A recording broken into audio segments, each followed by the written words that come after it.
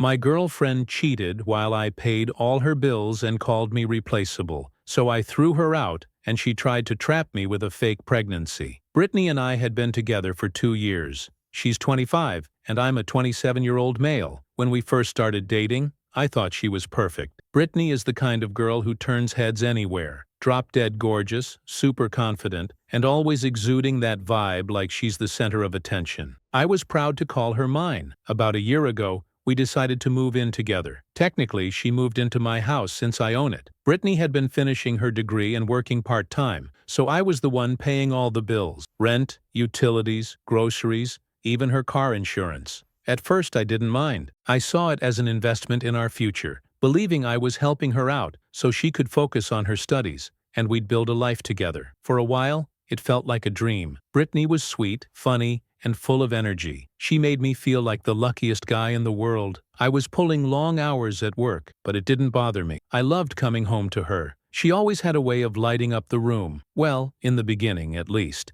The first 6 months of living together were great. We spent our weekends exploring new places, binge-watching shows, and just enjoying each other's company. But slowly, things started changing. Brittany became more distant. At first, it wasn't super obvious. Just little things like how she'd stop waiting for me to eat dinner, or how she'd scroll on her phone instead of talking to me. Then she started going out more. She'd tell me she was meeting friends, and I didn't think much of it. I mean, she's allowed to have her own life, right? But it became a regular thing. Weekends, weeknights, random evenings. I'd get home from work expecting to spend time with her, only to find an empty house. When she did come home, she was either on her phone or heading straight to bed. No, "How was your day?" No hugs, nothing. I tried to bring it up once. I told her I felt like we weren't spending as much time together anymore, and she just brushed it off with a casual, "I just need some me time." "You're overthinking it." Overthinking? I was putting so much effort into this relationship, trying to make things work, and somehow I was the one at fault for wanting to feel connected. It didn't sit right with me, but I didn't want to come across as clingy or controlling, so I let it go. Things only got worse. I'd wake up on Saturdays to find her already gone. She'd text me hours later saying she was hanging out with the girls or something vague like that.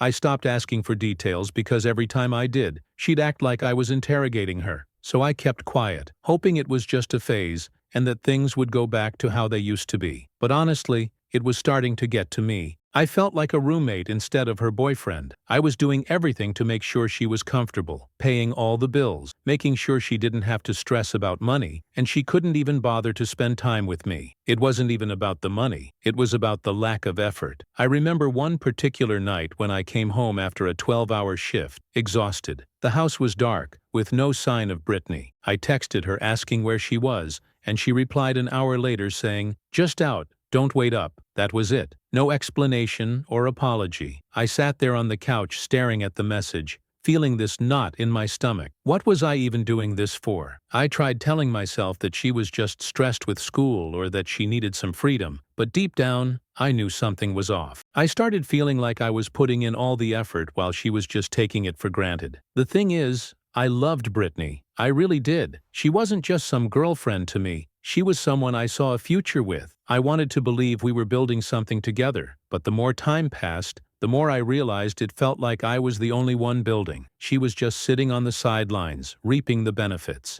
At this point, I started second-guessing everything. Was I being too nice? Was I enabling her behavior by doing too much? I didn't want to feel this way, but I couldn't help it. Every time I came home to an empty house, it hurt. The distracted girlfriend situation felt like a slap in the face. I was giving her everything, and in return, I was getting the bare minimum. I talked to a couple of my friends about it, and they told me I needed to set boundaries. One of them even joked that I was basically her sugar daddy without the sugar. I laughed it off at the time, but it stung because it felt true. I didn't want to believe that Brittany was just using me, but the signs were starting to add up. At this point, I knew I needed to have a serious talk with her. I wanted to figure out if we were still on the same page, or if I was just fooling myself. I told myself I'd bring it up the next time we had a quiet moment together, if we ever had one again. That night I asked myself if Brittany was really the person I thought she was, or if I had just been blinded by how much I wanted her to be. That question stuck in my head for the next few days.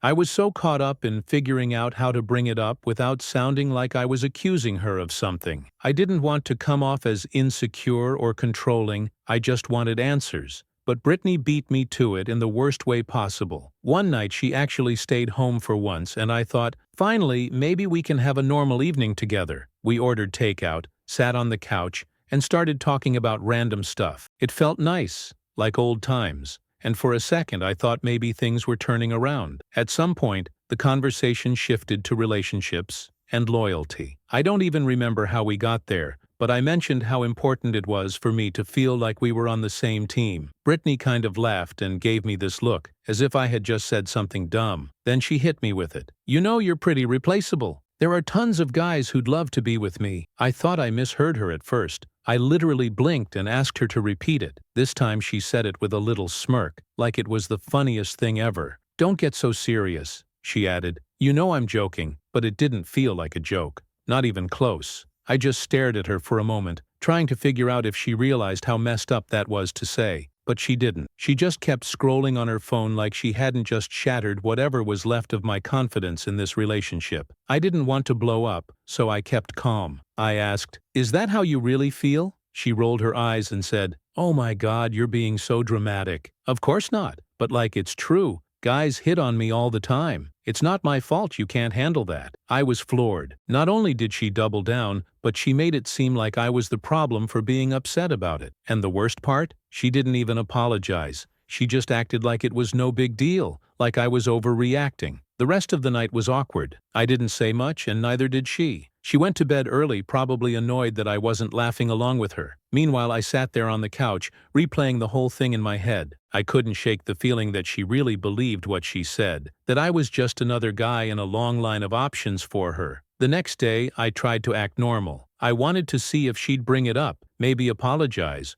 or at least acknowledge it. But nope, she acted like everything was fine. She even kissed me on the cheek before heading out to meet her friends, like nothing had happened. That's when it really hit me. She didn't care at all. She didn't care how her words made me feel, and she definitely didn't care about how one-sided everything had become. I was just there, convenient, replaceable. I started noticing other things after that little comment she'd made about how other guys looked at her, or how her friends joked about her being the hot one in our relationship. I'd always brushed it off before, but now it felt different. It felt like she was testing me, seeing how much I'd let slide. The thing is, I never saw myself as the jealous type. I've always believed that if you trust your partner, there's no need to stress about stuff like that. But this wasn't about trust anymore. It was about respect. And Brittany didn't respect me, plain and simple. Over the next few days, I started pulling back. I stopped texting her during the day to check in. I stopped asking her how her classes were going or if she needed anything. I figured, why bother? I thought I was so replaceable, then what was the point of putting in all this effort? At the same time, I wasn't ready to end things just yet. I kept telling myself that maybe I was reading too much into it. Maybe she really was joking, and I was just blowing it out of proportion. I mean, 2 years is a long time to throw away over one comment, right? I tried to convince myself of that, but deep down, I knew it wasn't just one comment. It was everything. The distance, the entitlement, the lack of effort. That comment was just the cherry on top of a cake that had been rotting for months. One night I was sitting in the living room scrolling through my phone when Brittany walked in. She barely looked at me before heading straight to the bedroom. I called out to her, "Hey, do you have a minute? I want to talk." She groaned like I had just asked her to move a mountain. "What?" she said. I hesitated for a second, trying to find the right words. "Do you even want to be in this relationship anymore?" I asked. She looked at me like I'd grown a second head. "What kind of question is that? Of course I do. Why wouldn't I?" I wanted to say, "Because you think I'm disposable," but instead, I just nodded and said, "I don't know.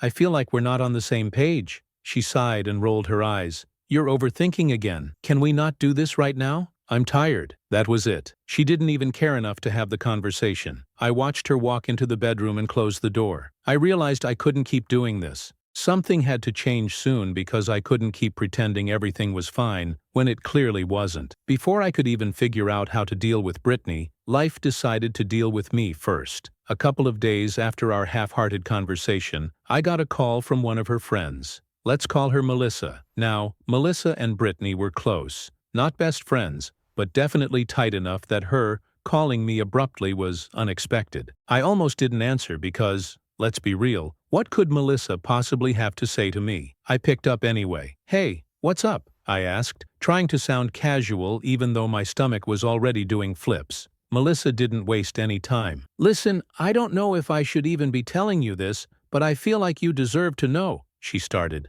That's when I knew this wasn't going to be a friendly chat. I braced myself as she continued. "Brittany's been seeing other people, like not just one person but multiple guys, and it's been going on for a while." For a solid 10 seconds I just sat there in stunned silence, gripping my phone like it was the only thing keeping me upright. "Are you sure?" I finally managed to choke out. Melissa sighed. "I'm sure. I didn't want to get involved, but we had a fight the other day, and some things came out. She's been bragging about it like it's no big deal. She even called you her backup plan." Backup plan? I had been putting everything I had into this relationship, and to Brittany I was just her safety net, someone to fall back on while she did whatever the hell she wanted. "Why are you telling me this now?" I asked, not accusing but genuinely curious. Melissa hesitated for a moment. "Honestly, because I think it's messed up. You're a good guy, and you don't deserve to be treated like this. I'd want someone to tell me if I were in your shoes." Now I knew how girls acted when they had a fight together. Melissa and Brittany had a rocky history. Even when they pretended to be friends,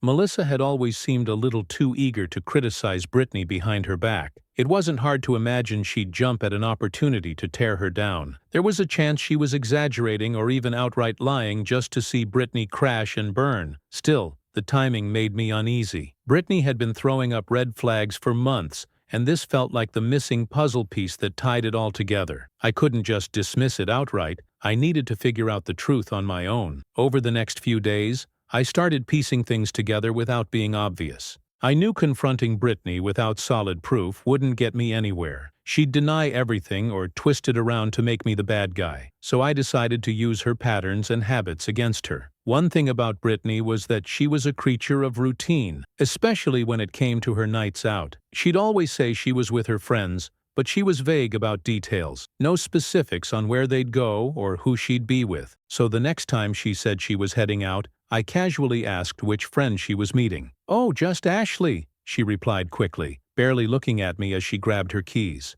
I waited about an hour and then called Ashley, not to accuse or even hint at anything, but to play it cool. "Hey Ashley," I said, keeping my tone friendly. "Brittany said she was hanging out with you tonight, but it seems her phone died, and I can't reach her. I just wanted to double-check if you know what time she'll be home." Ashley hesitated. There was a long pause before she said, She's not with me tonight. I haven't seen her in a while, actually." Her voice sounded genuinely confused, and that was my first confirmation. I didn't react on the phone. "Oh, no worries," I said casually, covering my tracks. "Maybe I misunderstood. Thanks anyway." I hung up and started thinking, if she wasn't with Ashley, who was she with? More importantly, where was she? That's when I remembered that Brittany had a favorite hangout spot she hadn't mentioned in a while. A low-key cafe bar she used to love when we first started dating. It was the kind of place where people went to have quiet conversations, not wild nights out. She hadn't brought it up in months,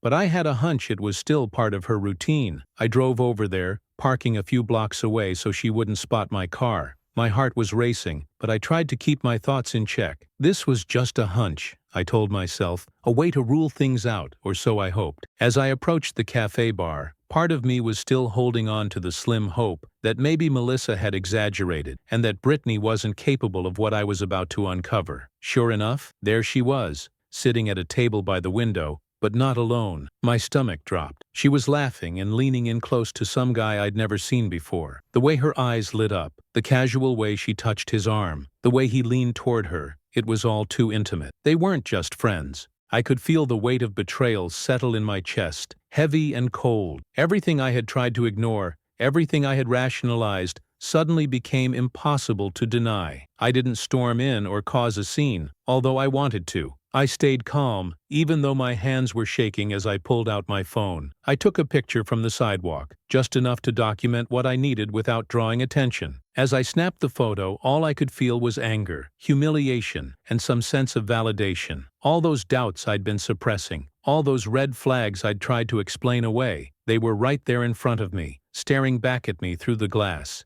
She had played me, plain and simple. Worse, she'd assumed I was too blind or too trusting to ever figure it out. But the truth was out now, and I wasn't about to let her get away with it. The next morning I woke up with a strange sense of clarity. I wasn't even angry, not at first. I was just done. There was no salvaging this, no fixing what had been broken. Brittany had made her choices, and now it was time for me to make mine, to show her which one of us was replaceable. I didn't waste any time. The moment I decided I was done, I got to work. First, I canceled the auto pay for her car insurance. She had relied on me to handle it for months, but that ship had sailed. If she wanted the luxury of driving around town, she could figure out how to pay for it herself. I wasn't going to keep catering to someone who had been laughing behind my back while she enjoyed the comfort I provided. Next, I told her straight up that she needed to start covering her share of the utilities: water, electricity, internet, all of it. I wasn't running a free ride program anymore. She looked at me so confused when I brought it up, but I stayed calm. "You're an adult," I told her. "It's time you start acting like one." This wasn't about being petty. It was about drawing a line. I wasn't going to be her safety net anymore, and I wanted her to feel it. If she had been treating me like her backup plan this entire time, she was about to get a reality check. "Why didn't the insurance go through this month?" she snapped, waving the paper like it was a declaration of war. I barely glanced up from my seat. I wanted her to feel the weight of her actions without me having to spell it out. She wasn't done, of course. "Brittany, you've been running around behind my back while I've been holding everything down. Do you really think I wouldn't find out? No one told me. I saw you reaching into my pocket." I pulled out my phone and opened the photo I'd taken at the cafe. There she was, sitting with some guy, laughing like they were the happiest couple in the world. "So tell me, Brittany," I continued, my voice unwavering, "how many other guys who've been hitting on you are you dating now? Because clearly you've moved on while still living under my roof." "You made a mistake, Brittany," I said. "You took me for granted. You thought I'd stick around no matter how little you respected me. But let me make one thing clear. I'm not your safety net. You lost that the moment you decided I was replaceable. Maybe if you paid more attention to me, I wouldn't have felt the need to go out so much. Cut the crap and pack your things. Find somewhere else to stay. This isn't your home anymore." "I don't have anywhere to go. Please don't do this. I'll fix things, I promise." Her tears turned into full-on sobbing as she dropped to her knees. "I didn't mean it," she wailed, clutching at her chest. "I wasn't thinking. I was just joking. Please don't throw me out. I'll change. I'll do anything." For a moment I saw her desperation turn to anger. "You'll regret this," she spat, rising shakily to her feet. "You'll regret losing a girl like me. You'll never find anyone better." Finally, she grabbed her things and stormed out, slamming the door behind her. Within days, I started hearing from mutual friends. Apparently, she had been telling everyone that I was controlling and emotionally abusive. She claimed I had kicked her out for no reason and that I'd never let her have any freedom. I couldn't believe it. She was rewriting the entire relationship, making herself out to be the victim while painting me as some kind of monster. I wanted to defend myself and set the record straight, but then I realized something. The people who truly knew me wouldn't buy her lies.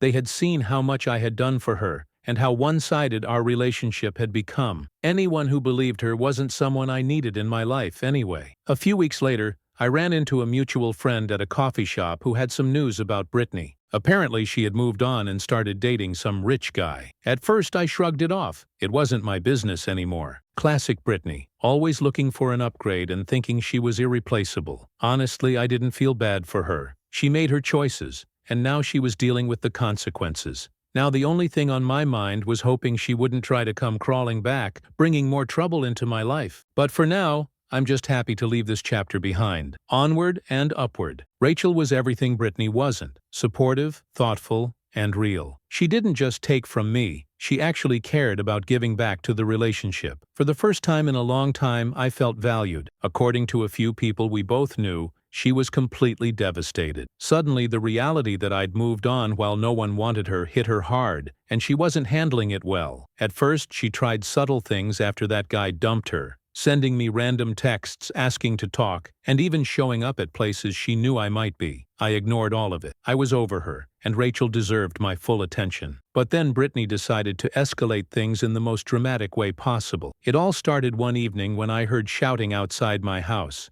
At first I thought it was just noise from the street, but then I recognized Brittany's voice. I walked to the door, opened it, and there she was, standing on the porch with 4 of her friends. They were all ganging up on me like I was a criminal. Their voices were loud, and their energy was chaotic. "You're unbelievable. one of her friends yelled, pointing at me like I was on trial. "You think you can just toss her aside like she's nothing? You're heartless." "What do you want, Brittany?" I asked, keeping my tone firm and ignoring the comments flying from her entourage. Her voice cracked as she spoke. "I came here to tell you something important, but you won't even talk to me. You just slammed the door on me, on us." "Are you done?" I asked, my voice steady, keeping my eyes locked on Brittany because I wasn't interested in theatrics. "If you have something to say, say it." Brittany's lip trembled as she looked at her friends for backup and then back at me. Finally, she blurted it out. "I'm pregnant. It's yours." "Is that so?" I said, finally raising an eyebrow. "And you came here with your cheerleading squad to tell me that?" Her friends exchanged nervous glances before one of them jumped in. "She just found out. She hasn't had time to go to the doctor yet. Why can't you just trust me?" she asked, her voice rising. "After everything we've been through, why would I lie about something like this?"